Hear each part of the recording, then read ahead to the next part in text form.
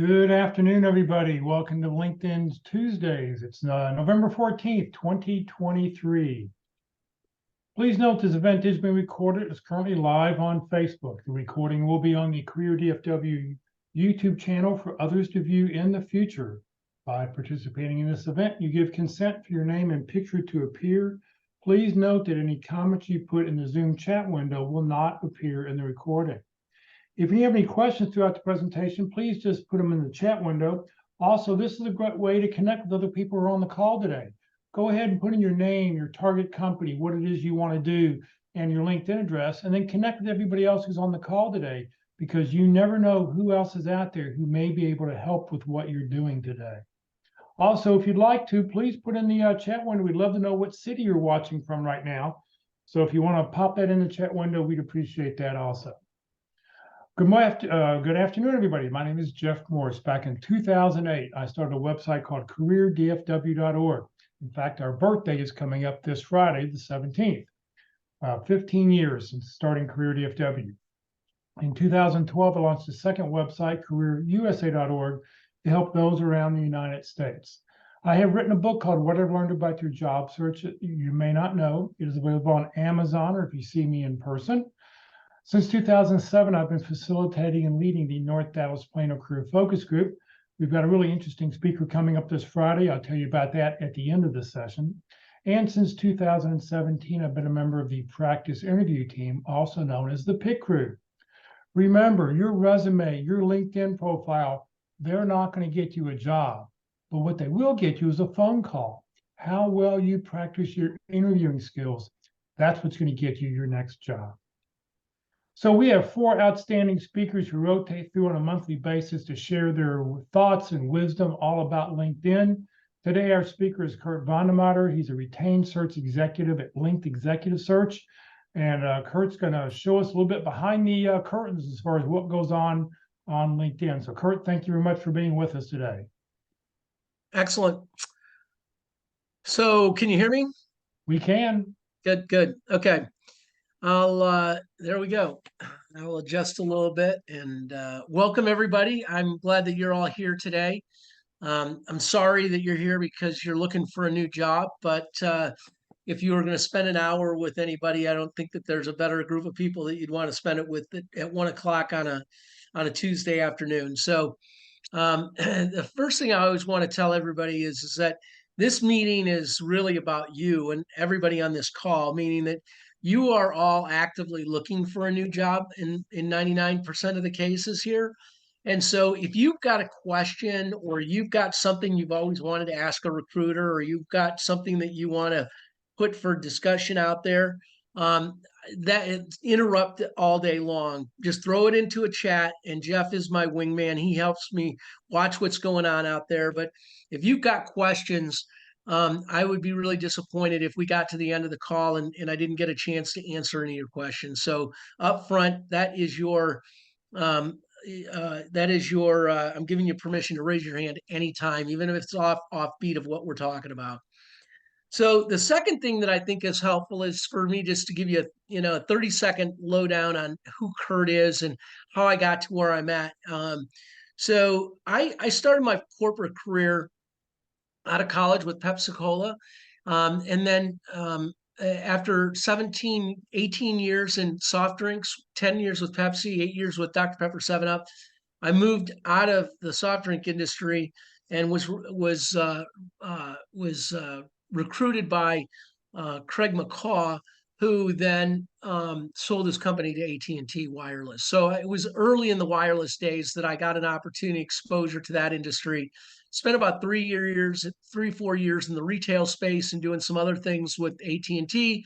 Then I went and did some startup technology stuff. Fast forward, I ended my corporate career with a company in Dallas called Intervoice. And my boss called me on the 4th of July and said that she had eliminated my job and that I could stay on vacation as long as I wanted and then get back and negotiate your severance with HR. I think the biggest mistake I made, lesson learned, is whenever a boss tells you to stay on vacation as long as you want, take them for that and stay on vacation for 4 or 5 months and continue to collect the pay and then go back and negotiate your severance, okay?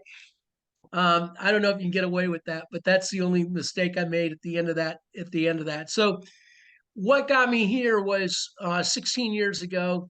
I made a call to a friend of mine that was in the recruiting business, and he asked me to come up to Galena, Illinois, and take over his business. And that wasn't an opportunity, so I started the business here in Dallas. And Linked Executive Search is today recognized by Forbes magazine as the 13th best retained search firm in the United States.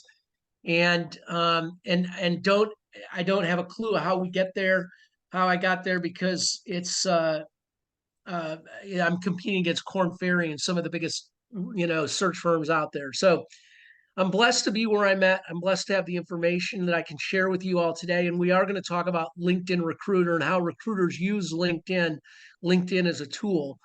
The other thing, though, I think that it's important at this point, Jeff, that we talk about is just recruiters. I have to educate companies on the kinds of recruiters. Um, I'm going to get it out there now so that we don't have to talk about it, all day. But we are in a really slowdown right now. There's no question. If you are wondering, or you're having to go into the holidays and you're going to be sitting with family and people are talking about what's going on in the employment industry and what's going on in corporate America, and there's anybody's got a question in their mind, we are in a slowdown. There's no debate over that. There is a slowdown.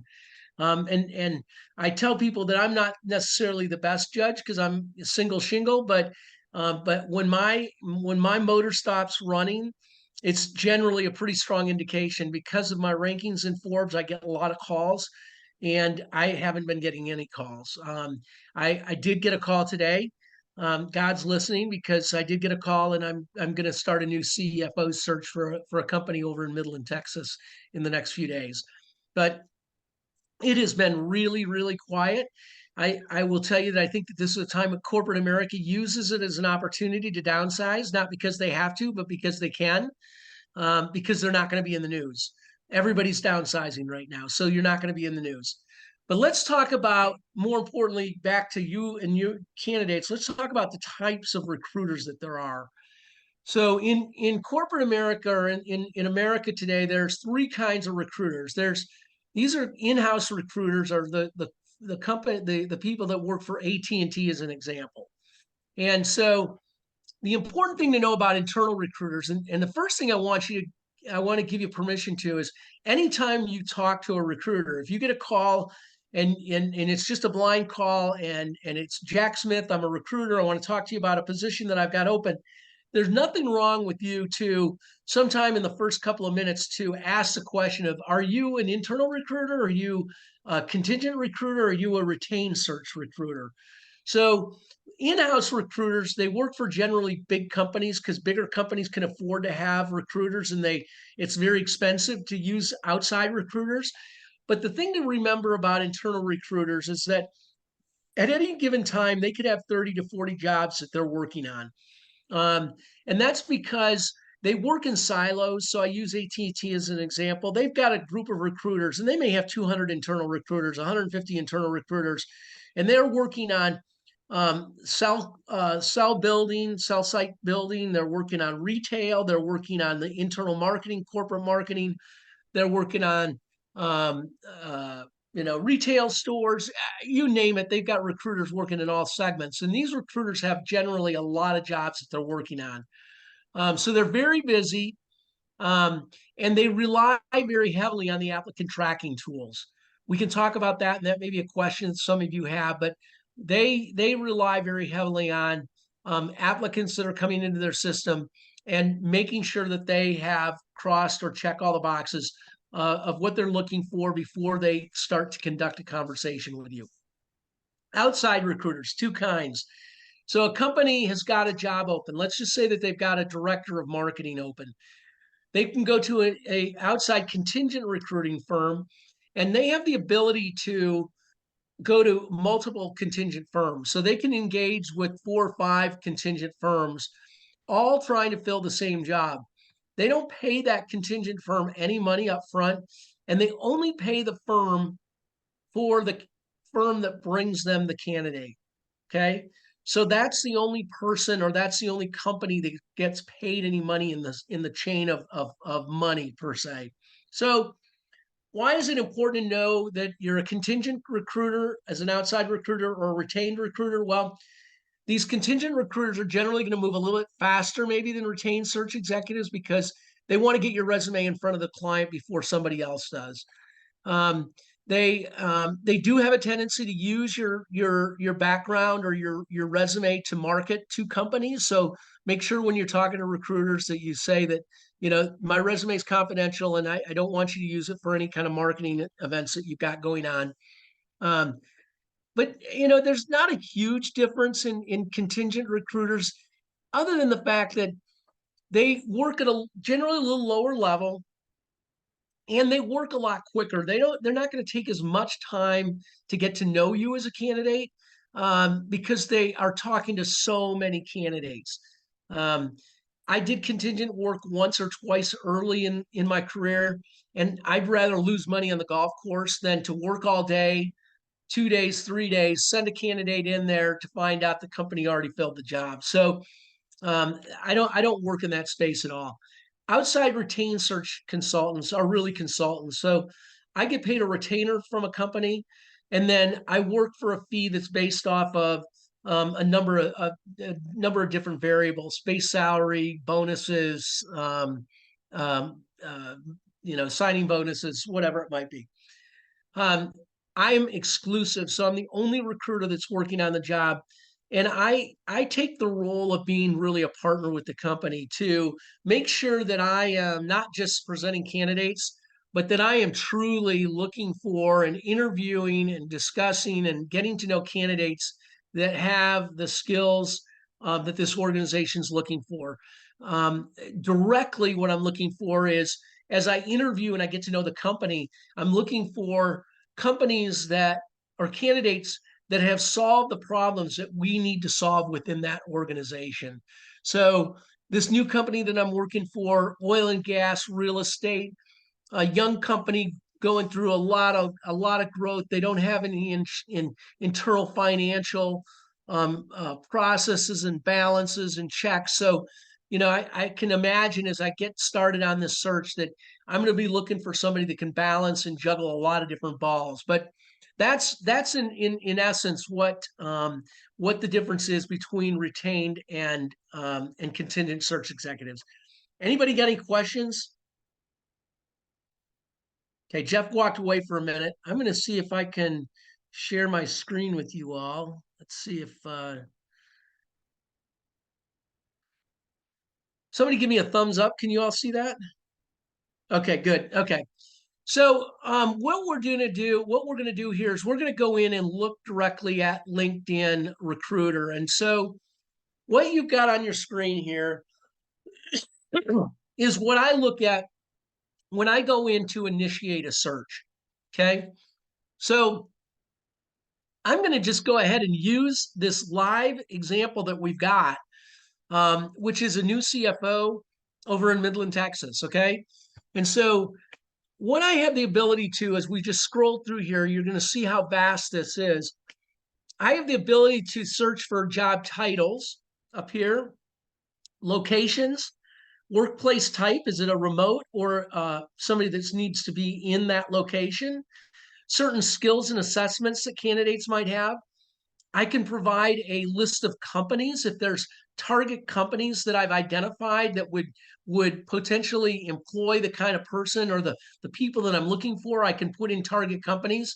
Um, that can be really helpful. Like when I'm doing consumer packaged goods searches for salespeople, it helps me put in all kinds of consumer packaged goods companies, small, large, medium, and find all kinds of candidates. I can, if the company has identified a school that they want this candidate to come from or have graduated from, I can search for schools. The other reason I might search for schools is that um, San Antonio is a really hard market to recruit to people to get to move to San Antonio.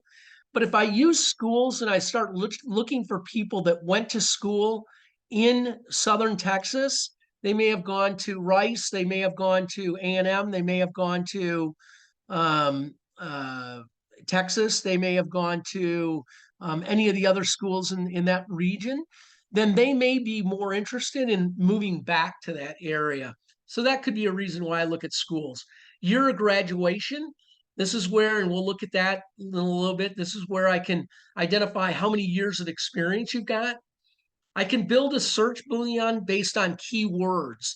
So I can go in and say that I want this, not that, and not, and that can be a whole boolean search based on the requirements of the role. Employment type, do I want a full-time employee or a contract? Network relationships, how are they connected to me? That's really not important because I'm going to get to know the candidates regardless if I'm connected. I will be connected to them at one point. And then last name and first names.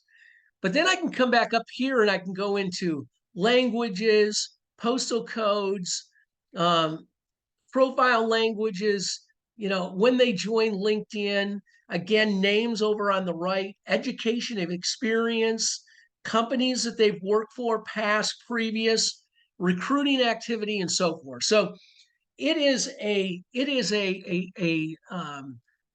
kind of a playground for recruiters based on different things that we can search for.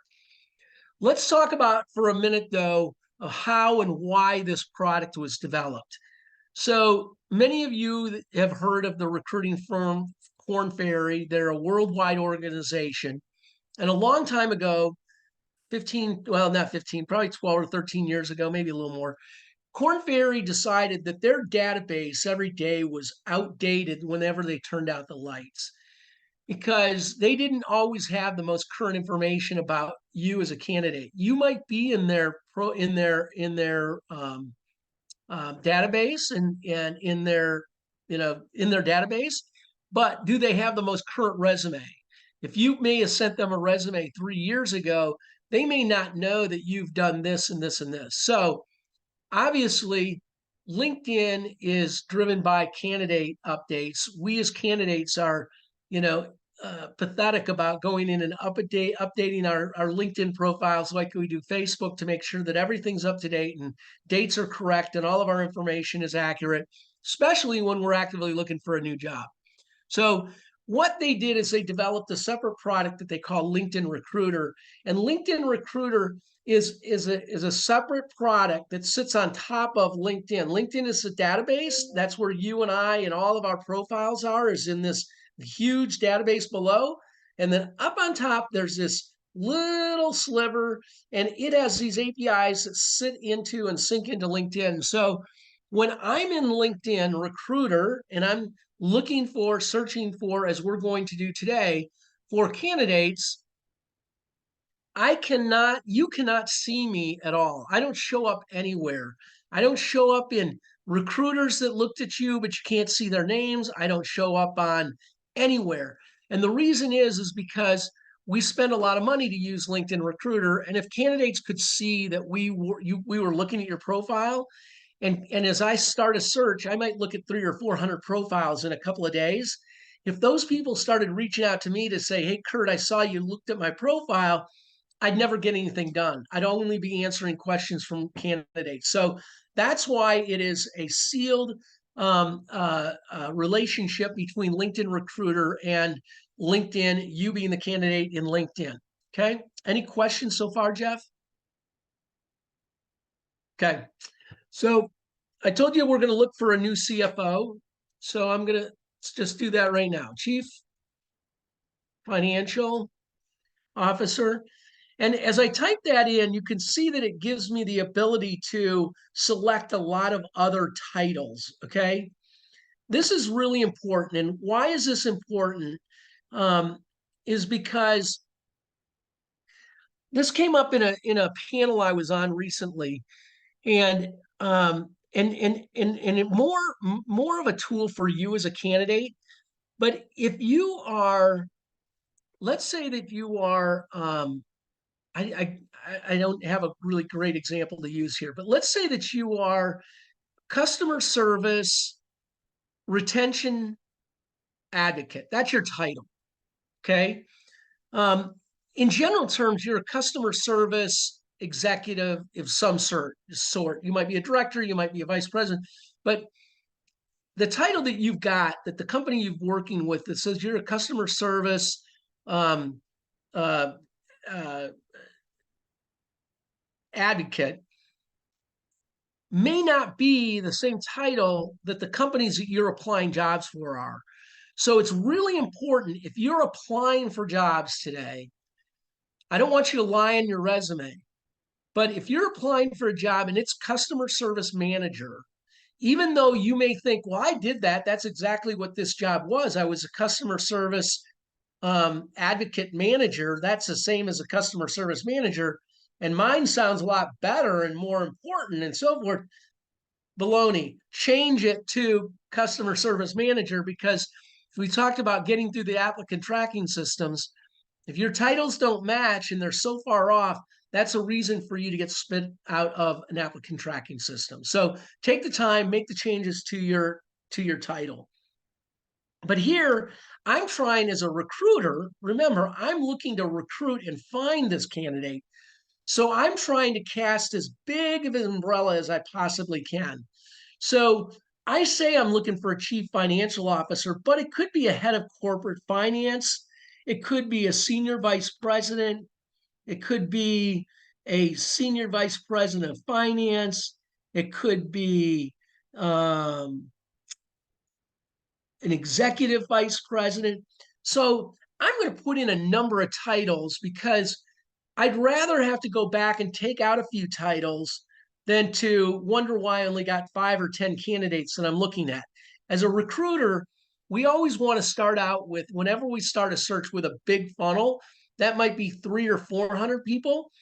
You can see right now that I've selected these titles and I've already got 1.6 million people that have these in their titles that are in my network. Okay. Well, I can't look at 1.6 million people regardless of how good I am. So let's take this search down a little bit further.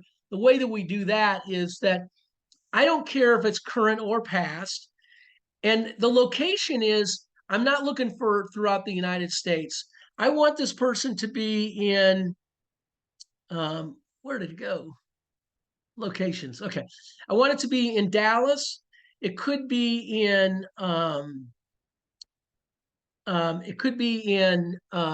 Austin.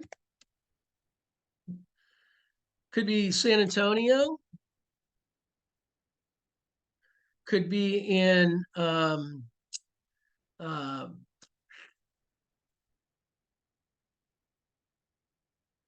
anywhere in that area, that vicinity. Could be just Texas. Okay. Probably the better way to do it.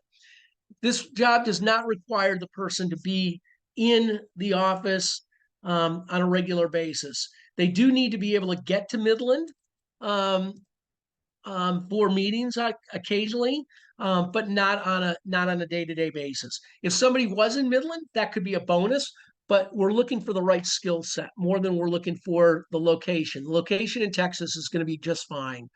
Workplace, I don't need to put in there. Skills and assessment. Companies, this is a real estate and an oil and gas company. So I'm going to go ahead and, instead of putting in companies, I'm going to go in industries and put in oil and gas and real estate. Okay. I'm not going to put any keywords in there right now. I don't have any names. I don't care where they're, if they're my network relationship or any, I don't care if they're 1, 2, or 3. And now I've got 11,000 people. So I'm going to come back up here. Hold on a second. Get you all out of the way. Go to search. Okay. So at the heading here, there are a total of 1.3 million people that have these job titles, that live in these markets, that have experience, or somewhere in their experience, they've worked in these industries, oil and gas and real estate. Okay. 1.3 million. That's a lot of people. I can't look at that many resumes. Active candidate, there's 448 people that have identified that they are actively looking for a new opportunity. Okay. I can check that box. We'll come back to that in a second.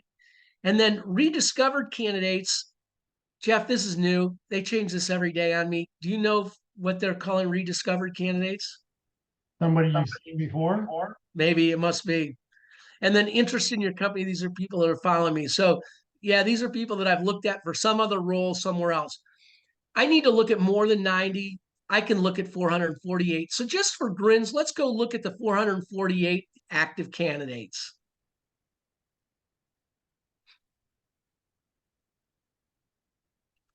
Da, da, da, da. Okay, here we go. So I'm going to scroll real quickly just because there's something I'm looking at to try to share with you all. And I'm finding it, so I'm happy. Okay. So the very first thing is these are candidates that are active candidate. They're actively looking for a new opportunity. Okay. So you as a candidate have the opportunity, or you has the opportunity to do one of two things. You can tell recruiters by going into the settings section and just telling recruiters that you're open to new opportunities. Those are recruiters that use the LinkedIn product, the LinkedIn Recruiter product. Okay. You're going to show up in this box. But if you are an active candidate, you are actively looking, you are not reporting to work every day, I want you to make sure that you put this, like Ray Ann has done. I want you to put that green wreath or that green ribbon on your profile that tells everybody in your network that you're actively looking for a new opportunity. Okay. And the reason is because I just had a call with an executive that's in the private equity, M&A, finance space, been around for, he's not 25 years old, but he's not 70 years, 60 years old. Been around for a while, very seasoned, very well spoken. And I did just a 30-minute conversation with him this afternoon. And one of the things we talked about was this green wreath. And he didn't have it on his profile. And I explained to him the reason that you want to. And it's very simple. It's not an ego thing, but it's more importantly that we never know who is going to be looking through LinkedIn. And even though they come across your profile and they know you, when they have that, when you put that green wreath on, it just tells everybody that, it tells even those people that you know that here's a candidate that's actively looking. An example would be when John is the CEO of a company and he's looking for a new VP of marketing. He's worked with his admin for the last 18 years. Mary's outstanding. John's traveling. Mary knows that the recruiting team's working on finding this VP of sales or VP of marketing. But while she's got some extra time, she goes to LinkedIn and she starts looking through the profile. And she comes on your profile and it's like, oh my gosh, I never knew that Brett would be a candidate that I should talk to. I would have gone right past his profile because I wouldn't have thought that he was available or interested or that we could even afford him. But now you're connected. She can pick up the phone and say, hey, would this be an opportunity that you want to explore? So that's the very first lesson in LinkedIn. If you're a candidate looking for a new opportunity, bite the bullet and put the green wreath on because it makes a big difference. Okay, let's just go look at one off the top here. Greg comes up at the very top. Can't tell you why he comes up at the top. He doesn't have, he doesn't have a profile that's any stronger than anybody else. He does have the oil and gas at Morgan Keegan, Scott Bank. I'd have to look a little bit deeper into Frostwood Energy, more energy. Not sure where the real estate comes in, but at a stone's throw, not a bad candidate. Graduating college in 2007, first went to West Point, graduating. So he's got 23 years of experience. If I wanted to figure out his age, he's about 44, 45 years old. If that was important to me, a little bit more about who he's following, but he's actively looking. Okay. Well, he says it's present. So this may be why he doesn't put that green wreath on, is because he's an active candidate, but he doesn't want his whole network to know, because if his boss clicks on his profile, he doesn't want to see that he's looking. But we can see it because we're using LinkedIn Recruiter. Okay. So some things that he could do a lot better is this summary section, really weak. This is the best free real estate for candidates looking for a job. You get over 2,500 characters in that space. And it's a great way for you to write out what you've done using keywords to describe who you are. And then at the bottom of it, one of the most important things is I want you to put your email address and your phone number. If you are an active candidate, this is the section, this summary section is a section where you want to give recruiters or anybody that clicks on your profile your email address and your phone number. Here's why. I like Greg. Don't know that he's the fit for this organization. I'm early in the search, but I want to send him a note. Okay. So I'm going to go ahead and send him a note. I can select from a template, but I don't have a template built yet. So I'm not going to go ahead and bore you all with that, but I can click on there, select a template, and send Greg a note in, literally in 4 or 5 seconds. It goes that quickly. Customize it by putting his name in there. And I might just say something about, how are things going with Jura Energy today? Let's talk.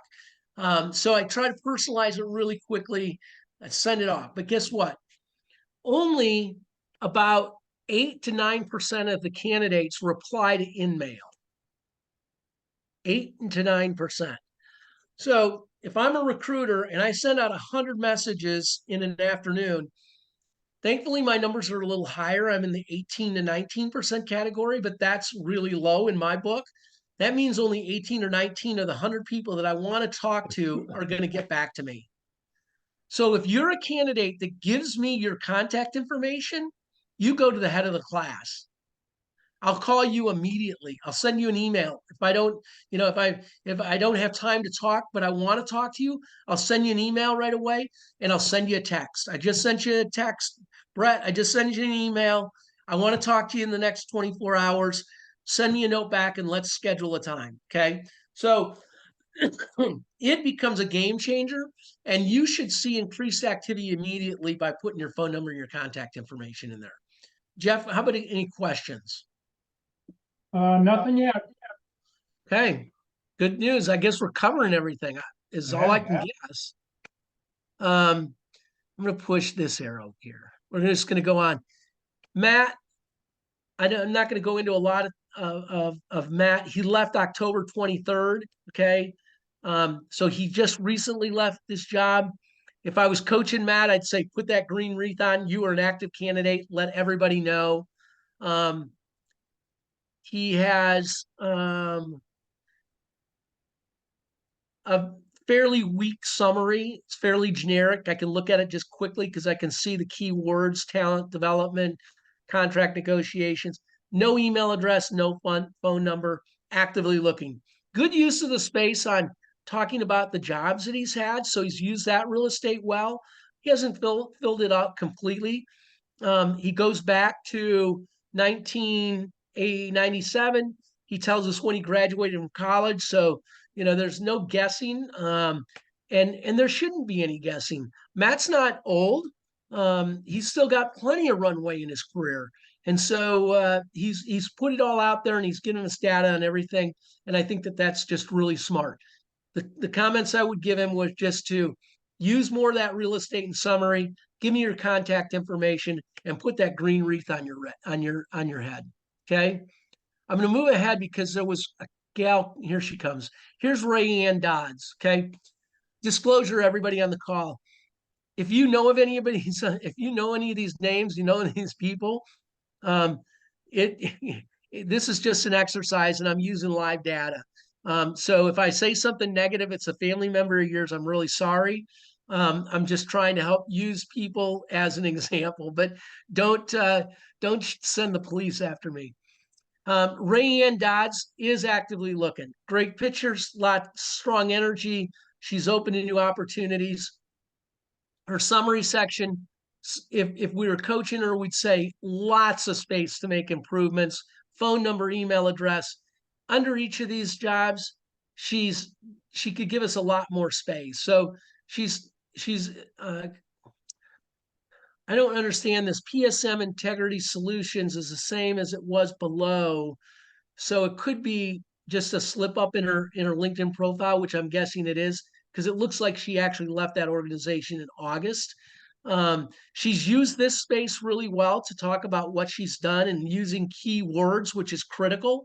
As recruiters, when we're talking to a company, one of the things we write down or we highlight in a job description are key words, and she's done a really good job of that. You can see where she's really just built a string of FP&A, advanced Excel, financial modeling. You can read yourself. She's just listed all those key words. I haven't gotten into it, but I talked about it earlier, was how we as recruiters use or build a Boolean search. So if I'm looking for a CFO, I'm going to use keywords like that, and I can build that into a Boolean search, and it will help accelerate the search and find people that have got actually those skills or those keywords. So she's done a really nice job there. I don't have a whole lot of other feedback. She's filled out her profile, used that space over and over again very nicely. So no complaints, other than the fact that I think that she could use this space in her profile to give us more information in her summary section, and obviously give me her phone number or contact information. The other way that recruiters use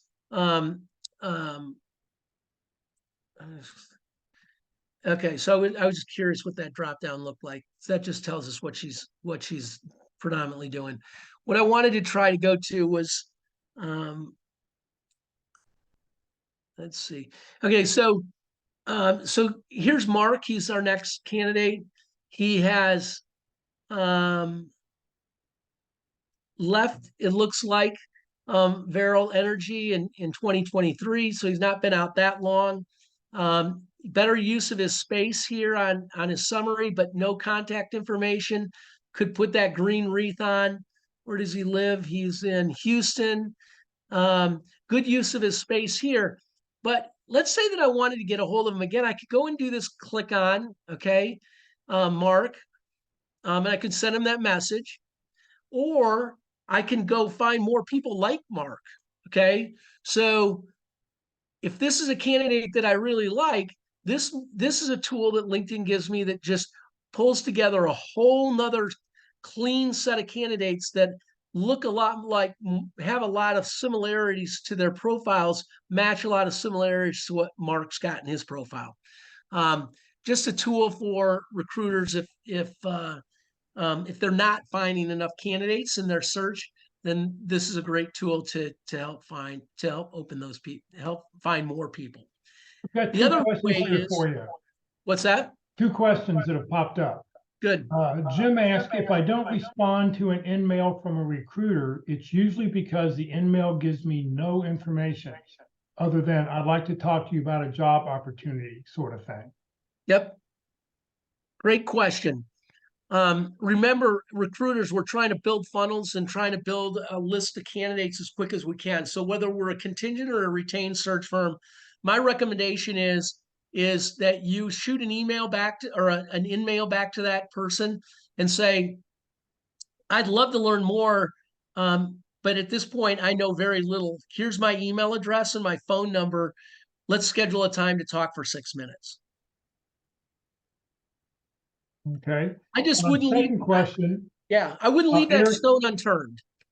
Yeah, Eric asked, if you put your email and phone number at the bottom of the summary section, won't it only appear if you put it in the top 3 to 5 lines for the default view? Should it be at the top or at the bottom? It can be either one. I've got it at the bottom, but as a recruiter, we're used to clicking on that see more of summary so that we get to the bottom and see it all. It's just one of our go-to. As I scroll through, I see Mark, he lives in Houston, checking the boxes. He's been a chief financial officer, private equity back company. I can see real quickly downstream, upstream. He's got the oil and gas. I don't know if he's got the accounting. I'd have to get on the phone and talk to him a little bit more. Or if he's got the real estate, I'd have to learn a little bit more about that and have a little bit longer conversation. But the only option that Mark's given me is to send him an email. I cannot call him. He's not even employed, so I can't even go to, when I find people that are actively looking or they're passively looking, Sometimes I'll go to the name of the company and I'll call the headquarters, go into the IVR and try to reach the candidate at their desk. Hey, I found you on LinkedIn. I know I'm calling you at work, but can you call me on your way home from the office? I've got an opportunity that I think could be really exciting. So I don't care where the phone and contact is, top or bottom. If you feel more comfortable, put it at the top, but we'll find it if it's in there. That's the whole key. Put it in there, and also be sure to put it in your contact information field, because that's a default field. Only your first degree connections will see it there, but a recruiter will always see that information. Yep. Good. So as I said, the other place that I can go is to, these are people that are connected to Mark. And so if I really want to get a hold of Mark, then this is a place that I click on immediately to just scroll real quickly to go, oh, Michael Stanzel, criminy, I go to mass with him every Sunday. I don't need permission to call Michael. I know him well. I pull it up. Got his email address. I sent him a Michael, hey, I'm trying to get a hold of Mark. Is there any way that you would pass on that note and let him know that I'm trying to get a hold of him? Okay. So I just got out of where we were at, but I'll go right back to it. Okay. So here we go back to, well, wow. It rejuggled them for us. That's funny. No, because guess what? No, that's not right. Hold on, guys. That history's not right. Any other questions while we're Not right now. um so there we go. That's where we were at. Okay, so one of the other things that I continue to try to coach candidates on that I think could be a great tool, Jeff, is let's just talk about everybody's network. So one of the things that, whether you just became unemployed and you're actively looking now, or you have been actively looking for a while, I don't care. This tool is really important. The bottom line is that your network is your net worth. And I want you to continue to think about that as a candidate going forward in your search, that your network is your net worth. And so there's a lot of people that you've worked for, worked with that are in your network, and you need to continue to let them know what's going on as you continue your search. So first and foremost, before we get into what I call the prayer letter, I want to talk about for a minute the holidays. We're coming up on the holidays, and I can't tell you how many candidates that I coach or work with or talk to that are like, hey, Thanksgiving's coming around the corner. It's just a week away. I'm going to shut it down and I'll pick it back up after the first of the year because nobody hires during the holidays. And I just want you to put that idea completely out of your mind and get rid of it immediately because that couldn't be any further from the truth. I told you I'm just starting to search for a CFO. I'm likely not going to be able to close this before the end of the year because it'll take a little bit longer than that. But you can bet that by the first, second, or third week in January, we'll be making an offer to a candidate. A lot of the work that we're going to do is going to happen through the holidays. So don't make that assumption that companies don't hire. Keep a full court press on. There's no better time to reach CEOs, no better time to reach senior people in organizations because they're at their desk and they're all planning for next year. And so there's a lot less travel that goes on in the last 6 weeks, 5 weeks of the year, and people are just a lot more accessible. So use that time, use that this season to make those phone calls, to get those doors open, and to see if you can't build some of those relationships. So highly, highly recommend that you don't give up on it. So let's get back to the prayer letter. And every one of you has got a network of 100, 200, 300 people that you have worked with, worked for, people that you have met at conventions. And I want you to literally make a list of every one of those people. I want it to go into an Excel spreadsheet. I want it to have an email address and a phone number. And the second thing I want you to do is once you've accumulated that list, or as you are accumulating and building that list, then I want you to start to call these people. You're not sending an email, you're literally going to call every one of them. And the call is going to sound like this. Hey, Jeff, it's Kurt. I so enjoyed working with you when we were over at Dr. Pepper 7 Up. And I know it's been a while, but we really had a good time and we got a lot done. I'm actively looking for a new opportunity. And because I trusted you, I trust you as a friend and in our relationship, I know you know what I'm capable of doing. I just wanted you to know that I'm actively looking for a new job. Okay.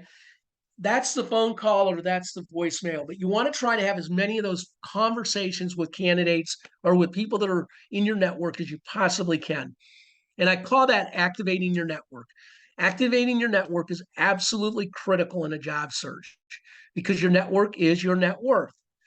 Now, we've done that in month one. So let's just say, for an example, that everybody that's on this call has got 250 people in their network that they've identified that they want to reach out to. I'm going to give you through the end of the year to make those phone calls. January 1st comes, you should be done making phone calls. You've reached everybody that you can. And now you need to start continuing to update everybody on what's going on. Because what happens when you don't hear from somebody in 6 or 7 weeks? We assume, right? And we never want anybody to assume. So we want to then send out a note. And the best way to do that, I use the prayer letter. You've gotten it before. It says, read this prayer 10 times, send it to 10 people in the next 10 minutes, or you're going to die and go to hell. In the prayer letter in a job search, it sounds like this. It starts out with taking all of those names that you've got, all those email addresses, and putting them into a BCC. I think you can put like 250 into a BCC. No twos, no CCs, because we don't want anybody to hit reply all and all that string start. So all BCCs. In the subject, it says great people know great people. Then the body of the message, it says, I just want you to know that I continue to look for new opportunities. Some of the target companies I'm looking at include, and you give them 3 or 4 companies that you're trying to get introductions to. If you or anybody in your network has contacts with these or companies like these, I would greatly appreciate an introduction. Feel free to forward this email on to anybody in your network. And then the last and one of the most important things, if there's anything I can do for you or a friend, don't ever hesitate to call. I'll be back in touch in 30 days. Give them your name. Do not attach a resume. Never send resumes. We only want to send resumes when people ask to have a resume. Having a copy of your resume should be considered, it's an honor for you to send somebody your resume. Just don't send them out blanketly to anybody. So that's the prayer letter. Now you've gotten that format. You've got that model written. You don't have to do a lot every month. You can reuse that same format every month going forward. But the key is that every month you drip that in and you send that note out to everybody. First month, you send it out to 200 people. You'll probably get about 100 people back that say, sorry to hear that you're looking. I don't know of anything right now. I'm looking for a new job, or I haven't heard anything that's a fit, but I'll keep you in mind. And over the time, the leads that you start getting in month 2, 3, and 4 are going to be great leads because they're going to be spot on as exactly what you're looking for. So highly recommend the prayer letter. If you're not a salesperson, this may feel a little bit odd and may feel a little bit uncomfortable putting yourself out there like that. But if you've got any questions, certainly reach out to Jeff. If you don't have an advocate or somebody that you're networking with on a weekly basis to say, hey, this crazy recruiter recommended this crazy thing called the prayer letter. What do you think? Call 5 of your best friends and ask them what they think. And if they got it every month, what would they think? But the bottom line is, I can tell you that it does accelerate your search. It does work, and it is aggressive. But I'm confident that you'll find some gratitude in that search and reconnect with people long term. How are we doing, Jeff? I guess it helps if I unmute before I start talking. Yeah. Great information. So if you could sum up 1 or 2 or 3 things that you want people to do on LinkedIn, what would that be? Yeah, so I think number one is just I'm going to change the order on these and even add one, Jeff, because there there isn't anybody out there, Jeff, that I talked to today that's actively looking for a new job that I don't offer your resources. And what Jeff has done with DFW Jobs and USA Jobs and the resources that are available on on his on his website. And let me remind you, he does this for free. So I can't they're not, I don't care how senior the executive is. I give them your contact information and tell them to go to your website. So the very first thing that I would do is LinkedIn. We're talking LinkedIn. We're not talking about getting a haircut or buying a new suit. We're talking about LinkedIn.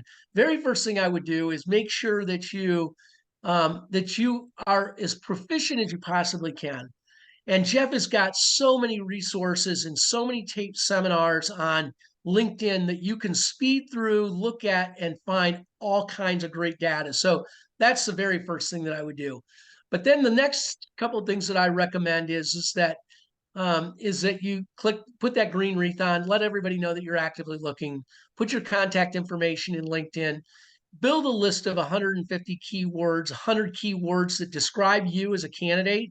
What are the things that you've done in your career? And make sure that those 100 words are scattered throughout your LinkedIn profile so that when recruiters like me go to using keyword searches, you pop up in those keyword searches where you might not have been or might not have been before.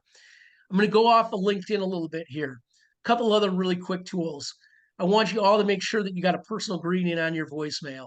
If you're letting AT&T tell everybody that calls you who you are and what you do, you're making a mistake. You're missing one of the biggest branding opportunities out there. So go home, record a great greeting that says, hey, this is Brett.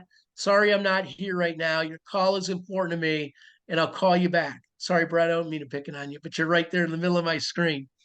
Second thing I want you to do is I want to make sure that you've got an email signature built in your email. Every email that goes out, it should have your email address, your phone number, a link to your LinkedIn profile, and you should put that on for every email and every return message that you send. So that signature, if you don't know how to build a signature, find somebody in your network that knows how to, find a tutorial, YouTube on it, but make sure that you've got a signature block in your email and make sure that it's turned on for every email and every reply email that you send. Why? I'm a recruiter. I don't live in front of my computer. I have other things that I do. And so a company calls and they said, hey, we want to talk to Brett. I go to my phone. I didn't say Brett's phone number in there. So I go to emails and I can find emails from Brett. But when I click on the emails, there's no phone number and there's no way to reach him other than an email. So I've got to send him an email and hope that Brett, I'm away from my desk. I need you to call me in the next 8 minutes about this job interview that we've got scheduled for today at 5 o'clock. So put it in there so that there's no question for anybody how to reach you at any time. Highly, highly recommend those two changes. Cell phone, voicemail, email signature on every email that goes out and new. And just to sort of add on to the email signature line, you do it on your desktop. You also need to do it on your cell phone because that's a separate program. So if you're using the Gmail app or the Apple Mail app, you've got to make sure you add it there. So send it to yourself and then you can copy it into your phone so that it pops up on all those emails too. Great. Well, Kurt, thank you very, very much for your time. Have a happy Thanksgiving. We'll see you in December. You got it. Happy Thanksgiving. Don't eat too much. And I'm glad that I can be of help to you and your team here. This is great stuff. Thank you. Okay. Peace. Right. Career DFW, Career USA, just as a reminder, next week we will not going to have a session. It's Thanksgiving week. We're going to take the week off. We plan to eat lots of turkey and lots of food. So we'll come back in 2 weeks, all stuffed. We'll be pleasantly stuffed. We won't want to move. So come back and join us on November 28th for our next presentation. If everybody will please raise your right hand and repeat after me. I, Jeff Morris, promised to always send a LinkedIn request or a personal note whenever I send a LinkedIn request to connect with anyone. This includes when I use my cell phone or my computer. You know, anybody you're going to connect with, send that personal note. Very, very important. If you're on your desktop, using the web application, if you see a white connect button, that will send the generic invitation. I get those all the time. I do not accept those invitations because I want to know why we connected. So if you see a white connect button, click on the person's face, and then up should come a blue connect button. Now, this only works on a desktop or a laptop. If you're using a PC or a tablet, when you see the blue connect button off to the right, you should see either 3 little dots or a little hamburger. Open that up for the submenu that'll take you to personalized invitation. But always send that personal note. Very, very important. Career at FW, Career USA, we're putting on training 4 days a week. Tomorrow, the practice interview team will be meeting in person. I know we have 2 scheduled interviews, so you'll be able to pick which interview you'd like to watch. 1 to 3 o'clock, Christ United Methodist Church, 3101 Coit Road, corner of Coit and Parker in Plano, Texas. Park in the north parking lot. You should see McDonald's across the street, and just follow the signs up to where we're meeting at. Thursday, Elizabeth Lyons will be with us to talk about resume trends that she's found in 2023. So come join us for that. And then this Friday, Matt Ostrowski will be with us. He's written a book called The 6-Step Process on How to Manage an Efficient Job Search. So come join us for that this Friday morning. The North Dallas group is meeting in person. So if you live in the DFW area, please come join us in person. But for those outside the area, join us on Zoom or Facebook Live. You're welcome to join the Career DFW LinkedIn groups or the careerusa.org LinkedIn groups. We've got over 15,000 members in the Career DFW group. You don't have to live in the Dallas-Fort Worth area to join that group. This session has been recorded. You will be able to go back and watch it on the Career DFW Facebook page or the Career USA YouTube channel. It'll take a couple hours to get up on YouTube, but when it does, click on playlist, Career USA on YouTube, click on playlist, and then at the very bottom, pick the playlist you want. Where you see that red arrow, view full playlist. If you click that, up will come in chronological order, the newest one on top, and you can go scroll down and find the session that you'd like to go back and watch. If you're not receiving emails about our workshops and you'd like to join the Career USA mailing list, just scan this QR code and hit send. You don't have to put anything in the body of the email, or just send a blank email to Career USA, the + subscribe at groups.io. Remember, Career DFW, we're a 501c3 nonprofit organization. We have no full or part-time employees. All of our speakers are volunteers. Everything I've done over the last 15 years has been as a volunteer to help you land your next great opportunity. So thank you very much for joining us, everybody. Have a great Tuesday afternoon, and we hope to see you later in the week.